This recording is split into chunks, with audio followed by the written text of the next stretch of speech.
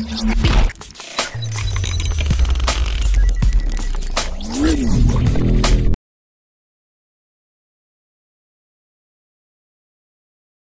Swastiastu, selamat datang kembali anak-anak dalam pembelajaran fisika kita kali ini. Kita akan melanjutkan bab berikutnya, yaitu tentang listrik statis. Materi pertama dari listrik statis adalah hukum Coulomb dan medan listrik. Oke, Bapak mulai saja materi kita yang pertama. Nah, sebelum memasuki materi, Bapak memperkenalkan sedikit terkait ilmuwan yang menemukan hukum Coulomb, yaitu Charles Augustin de Coulomb. Nah, sebelum memahami apa sih itu hukum Coulomb, ada baiknya Bapak akan mengarahkan kalian pada materi SMP terkait muatan dan gaya elektrostatis. Nah, gaya elektrostatis ini sering juga disebut nanti dengan gaya Coulomb. Oke, silakan kalian menyaksikan video yang Bapak tampilkan berikut ini. Ada sebuah gaya yang jauh lebih kuat dari gaya gravitasi. Sama halnya dengan gravitasi, gaya itu dapat tarik-menarik. Namun, gaya itu juga bisa mendorong. Gaya itulah yang membuat rambut kita berdiri saat didekatkan ke benda plastik yang digosok. Dan dapat pula membuat petir menyambar. Ialah gaya elektrostatik. Sebenarnya, apa itu gaya elektrostatik? Dan apa yang terjadi pada rambut dan petir? Saat kita menggosokkan benda plastik seperti sisir atau balon, sebagian elektron pada permukaan benda itu dapat berpindah atau lepas dan menyebabkan sebagian daerah benda itu bermuatan positif. Saat kita dekatkan dengan rambut kita, maka elektron pada rambut kita akan tertarik oleh daerah positif dari benda tersebut. Saat ada awan bermuatan berdekatan dengan awan lain yang bermuatan sebaliknya, maka akan terjadi loncatan elektron atau proton di antara awan itu. Begitu juga kalau ada suatu daerah atau bangunan di permukaan bumi yang bermuatan kebalikan dengan muatan awan, maka akan terjadi loncatan muatan dari awan ke bangunan itu. Perbedaan jumlah muatan antara awan dan bangunan bisa sangat jauh. Alhasil, muatan-muatan itu akan meloncat dengan kecepatan tinggi dan membuat kilatan cahaya. Tekanan udara sekitar kilatan itu pun naik secara tiba-tiba. Dan itulah yang menyebabkan timbulnya suara guntur. Sekarang kita mengetahui kalau gaya elektrostatis adalah yang timbul pada dua benda yang memiliki muatan listrik statik.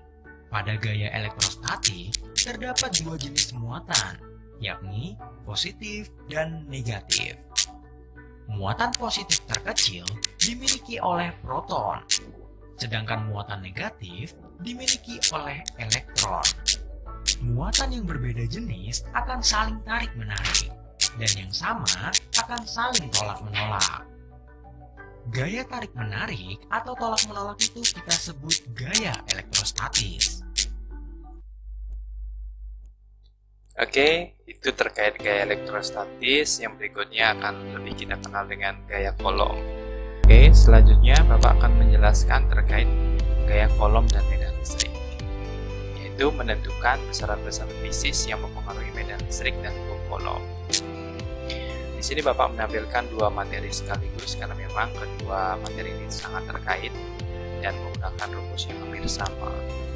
Mulai dengan hukum Coulomb, dia menemukan bahwa hubungan antara gaya Coulomb F itu sejajar dengan K, sejajar dengan Q, dan berbanding terbalik dengan kuadrat jarak antar muatan. R itu jarak antar muatannya. F inilah gaya Coulomb, satuannya adalah Newton, sementara K itu adalah konstanta gaya listrik, besarnya adalah 9 kali 10 pangkat 9 Newton meter kuadrat dibagi Coulomb kuadrat. Itu satuannya untuk K. Jadi kalian wajib menghafal besaran K itu 9 kali 10 pangkat 9. Nah, angka 9 kali 10 pangkat 9 ini berasal dari persamaan ini ya, 1 dibagi 4 pi ini kali epsilon. Epsilon ini nanti sering dikenal dengan permitivitas listrik di udara. Oke, untuk berikutnya untuk medan listrik. lamanya E, satuannya nanti itu kan per kolom, sama K itu adalah konstanta listriknya. Nah, Q besar maupun Q kecil ini adalah muatannya, itu satuannya sama-sama kolom. Sementara R jarak antar muatan, ya, jarak antar muatan lamanya R kecil. Seperti penjelasan dalam video sebelumnya, jika dia muatannya sama-sama positif ataupun sama-sama negatif, tolak menolak. Kalau di sini dia berbeda, maka dia akan tarik-menarik. Nah, sementara di medan listrik itu juga akan menimbulkan arah, kemana sih arah medannya. Misalkan ada sebuah muatan Q1 bermuatan positif, berapa sih atau kemana sih arah medan listrik di titik P ini. Nah, kita anggap bahwa karena ini muatan positif, maka titik ini juga kita anggap muatan positif ya, tapi harus tetap konstan, itu sama-sama muatan positif, sehingga dia akan arah medannya akan menjauhi muatan positif Q1, otomatis dia ke kanan. Sementara bagaimana dengan muatan Q2 yang negatif? Karena tadi kita anggap muatan uji di titik P ini positif, maka dia akan menarikkan menuju muatan negatif. Otomatis arah medannya akan positif. Jadi otomatis muatan uji di titik yang ingin kalian tentukan medan listriknya, kamu anggap saja di sana ada bermuatan positif. Begitu cara menentukan medan listriknya nanti ya. Nah, perlu kalian ingat bahwa gaya kolom dan medan listrik itu adalah besaran vektor. Jadi besaran vektor itu kalian ingat kembali, besaran yang mempunyai nilai dan arah. Nah, arah dalam besaran vektor itu sangat mempengaruhi dalam perhitungan. Tanda plus sama tanda minus itu ikut masuk dalam perhitungan. Hati-hati di sana ya. Nah, untuk selanjutnya di sini kalau ada dua muatan, gimana kalau lebih dari dua muatan, 3 atau 4 muatan? Maka kalian akan menggunakan penguraian vektor ya.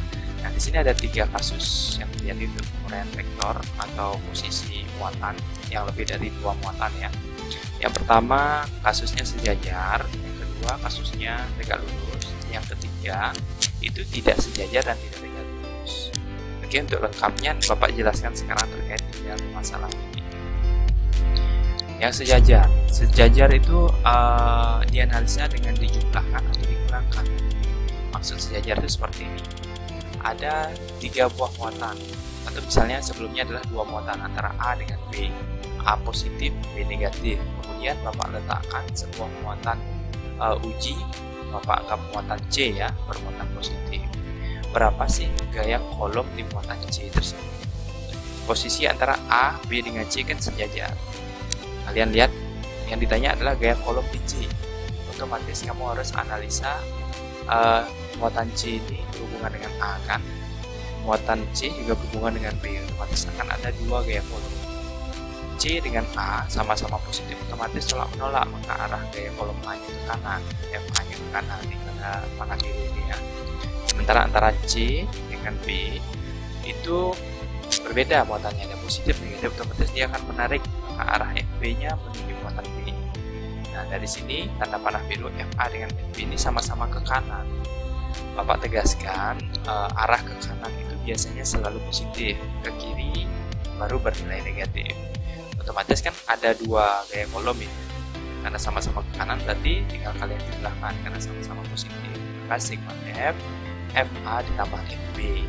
Kalian uraikan FA-nya berapa, gaya kolom A-nya tinggal gunakan ini K, QA dengan QC, karena A dengan C berhubungan tadi ya, dibagi RAC kuadrat, maka jarak antara A dengan C ini ya, 3 kuadrat gitu bisa. Ditambah FB, gaya kolom B. B ini adalah antara muatan C dengan B, otomatis di sini K, QB, QC dibagi RB dengan C kuadrat. Seperti itu untuk yang permasalahan yang kondisinya sejajar. Kemudian untuk yang tegak lurus kasusnya seperti ini. Ada 3 buah muatan, biasanya berbentuk segitiga siku-siku ya, A, B, dan C seperti ini. Bentuknya segitiga siku-siku. Ini positif berarti yang titik putih ini adalah positif ya, yang titik hitam negatif. Itu misalkan. Yang ditanyakan berapa sih gaya kolom di titik B. Nah, titik B ini dipengaruhi oleh muatan A dan muatan C juga kan? Otomatis kamu analisa. B dengan A ini positif, otomatis dia akan tolak menolak, maka arah gaya kolom A nya akan menjauhi muatan A, jadi ke bawah dia ya, nggak menuju A, nanti akan ke bawah, F akan ke bawah. Sementara FB dengan muatan B dengan C positif negatif kan tarik menarik, otomatis gaya B-nya menuju muatan C, jadi FB-nya ke kanan. Nah, di sini bisa lihat dari gambar antara FA dengan FB itu tegak lurus. Karena tegak lurus, bentuk sudutnya tegak lurus, otomatis analisanya nanti arahnya berbeda kelas. Seperti biasa, karena kalian punya dua gaya kolom FA sama dengan FB, kalian cari masing-masing besarnya, FA berapa, FB berapa. FB ini maksudnya menuju C ya, jadi kita maaf di sini harusnya FC C. Jadi FA berapa, FC berapa. Tinggal gunakan gaya kolom. Kalau FA kan A dengan B, kalau FC C dengan B. Ya, A dengan B, C dengan B, kan ada dua gaya. Kalian temukan masing-masing dulu, dan kemudian kalian akan gunakan aturan Pythagoras untuk menentukan berapa sih gaya kolom total di titik C, di titik B, di muatan B. Otomatis kalian gunakan akar FA kuadrat ditambah FC kuadrat. Itu untuk analisa yang tegak lurus. Terus bagaimana untuk yang tidak sejajar maupun yang tidak tegak lurus? Nah, kasusnya seperti ini. Dia akan membentuk sudut yang mungkin lebih tumpul atau lebih lancip. Ini kebetulan contohnya lebih tumpul ya. Anggap di sini A, B dengan C. Nah, yang ditanya sih berapa sih medan. Nah, tadi kan gaya ya.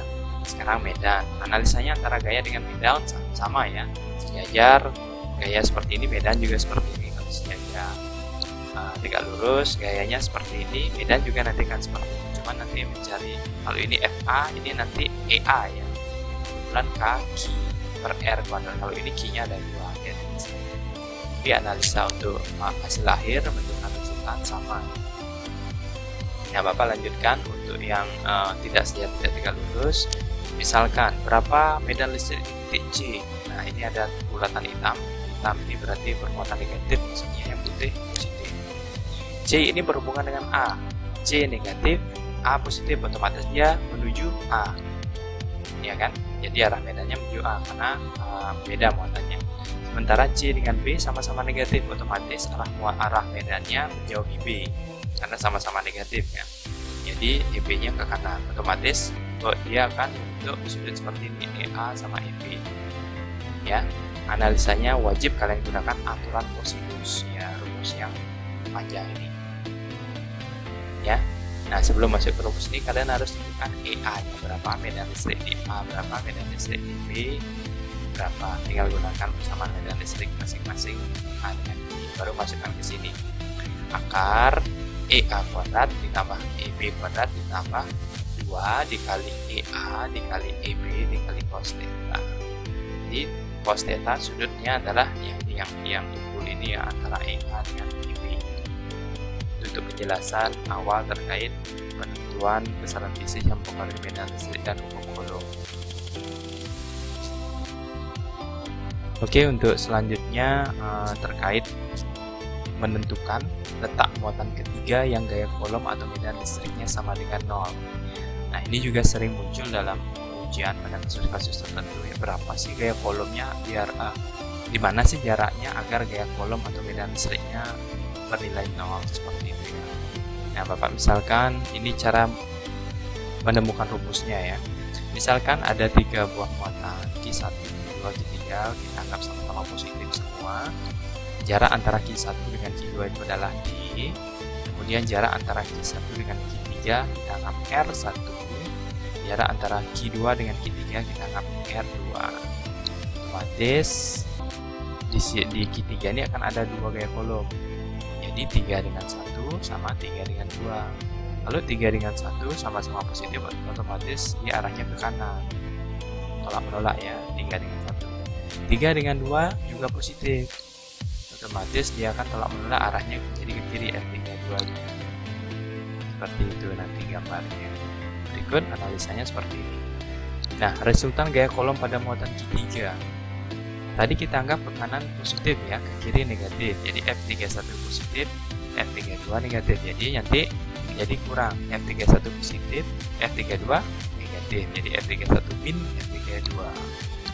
Nah, Syarat agar gaya kolomnya 0, maka nilai sigma F3 atau resultannya harus 0. Otomatis 0 sama dengan F31 dikurangi F32.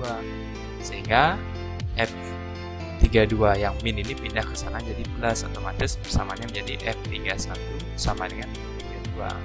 Nah, tinggal kalian masukkan masing-masing rumus gaya kolomnya. Variabel yang sama bisa dihilangkan, seperti variabel K sama Q3, sama-sama punya K sama Q3 kan, kanan sama kiri bisa dihilangkan, sehingga sisa seperti ini. Nah, untuk menghilangkan variabel kuadrat ini, kalian luas ini kalian akarkan, sehingga akan menjadi seperti ini. Persamaannya akar Q1 per R1 sama dengan akar Q2 per R2, sehingga kali silang kita bisa dapatkan nilai R2 sama dengan akar Q2 per akar Q1 dikali R1. Nah, kembali ke nilai D tadi. D itu berarti kan R1 ditambah R2. Kita ketemukan bahwa nilai R2 adalah seperti ini ya, akar Q2 per akar Q1 kali R1. Masukkan di sini, ganti R2-nya. Maka kalian akan temukan persamaan D seperti ini. Dan hasil akhirnya kalian akan temukan rumus R1 sama dengan kurung akar Q1 dibagi akar Q1 ditambah akar Q2 kurung tutup dikali D. Ingat, D itu jarak antara muatan Q1 dengan Q2. Nah, kalau ditanya R2-nya, tinggal dibalik Q2-nya di atas, akar Q2-nya di atas. Seperti itu ya. Nah, maksudnya dari kedua rumus ini seperti ini. Di mana sih letak antara muatan Q3 jika arahkan dengan Q1, maka ditanya R1 kan, otomatis gunakan rumus R1. Maka jarak Q3 harus sekian Q1, maka nilai F-nya baru 0.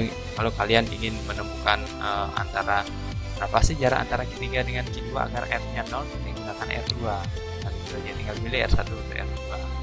Ini rumus yang sudah jadi. Seperti itu ya.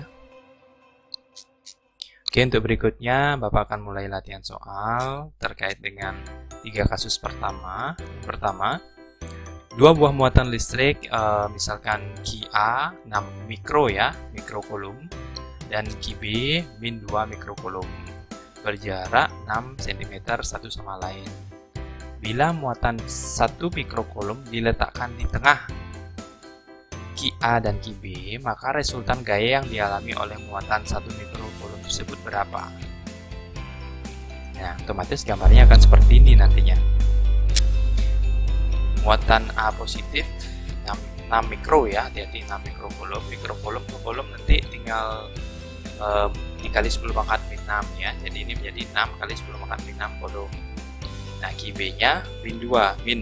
Jadi nanti min 2 kali 10 pangkat min 6 kulum. Jarak antara A dengan B ke 6. Nah, kemudian diletakkan sebuah muatan di tengah-tengah di sini. Otomatis muatan di tengah ini Bapak anggap C ya. Muatan C, jarak antara C dengan A kan 3 jadinya karena di tengah-tengah ya. C dengan B juga 3. Seperti itu. Nah, C ini permuatan positif.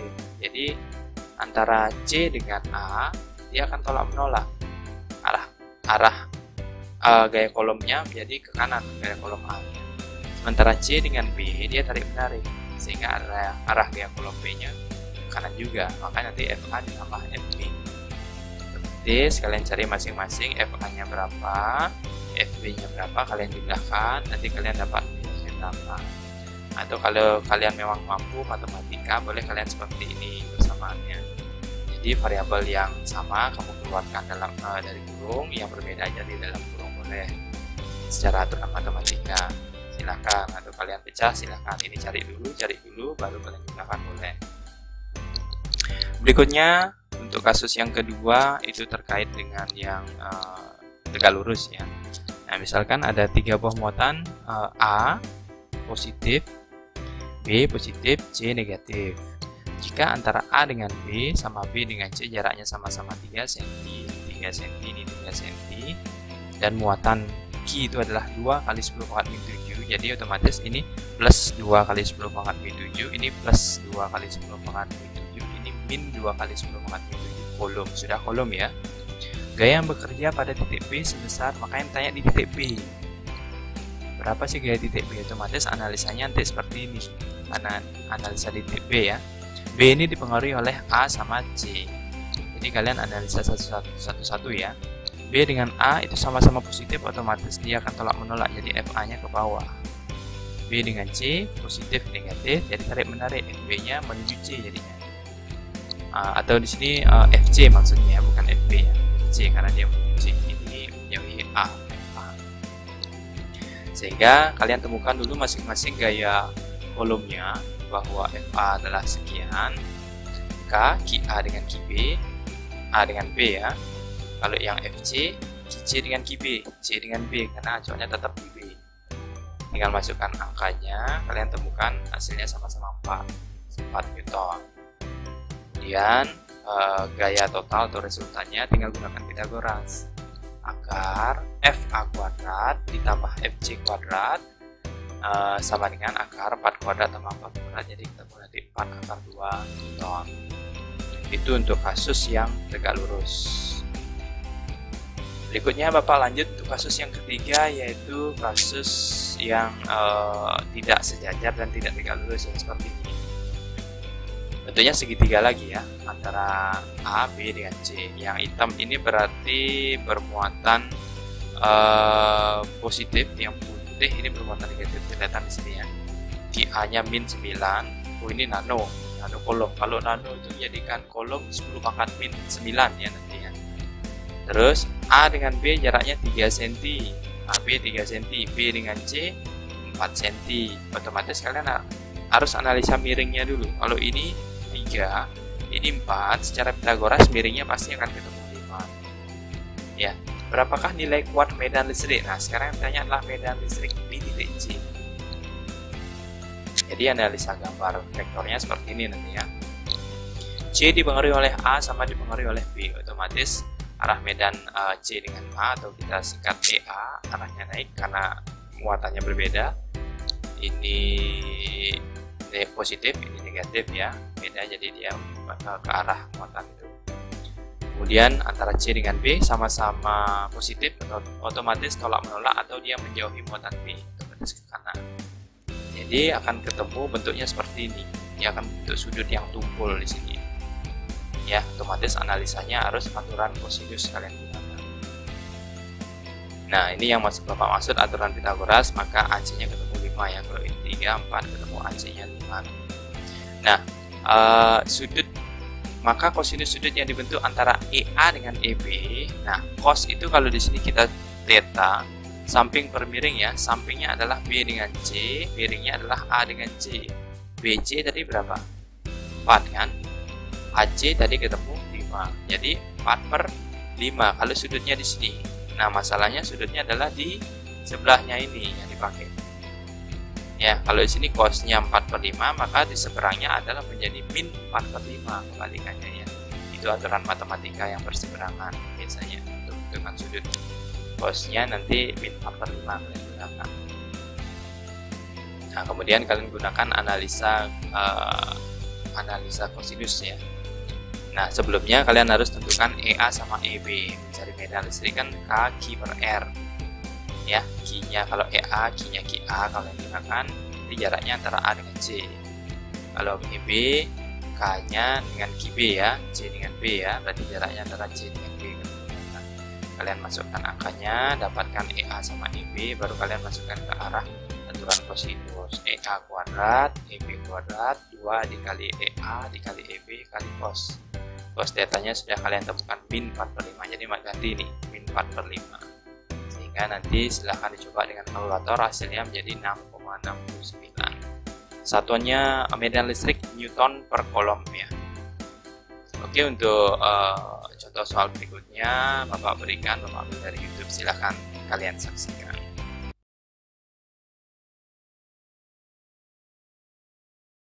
Muatan listrik ABC terletak pada segaris dengan muatan C terletak di antara A dan B ya. A terpisah pada jarak 30 dari B. Jika muatan A-nya tahu dan B tahu jarak muatan B terhadap C agar C tidak mengalami gaya sama sekali ya. Jadi di sini ada muatan A, lalu ada muatan B. C-nya itu di tengah-tengah ya. Kurang lebih ya, mungkin bukan di tengah-tengah sih, di antara ya. Anggaplah semua sama muatannya positif. Karena dia nggak dikasih tahu ya, muatannya pokoknya sama lah. Di sini A-nya 4 mikro ya, 4 mikrokolom. Lalu B-nya 9 mikrokolom. Nah, di sini C pasti mengalami gaya dari A, ya kan, ditolak dia. FA ditolak sama BFB. Jaraknya saya misalin X, maka yang C ke B-nya berarti 30 minus X ya, karena dia totalnya kan 30 cm ya. Nah, di C maunya 0, berarti FA sama dengan FB. Jelas ya, supaya tidak mengalami gaya, FA harus sama dengan FB.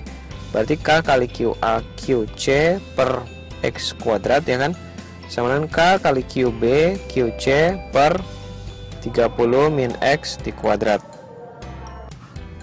Nah, di sini ada yang sama, bisa kita coret ya, K sama QC ya. K sama QC-nya sama.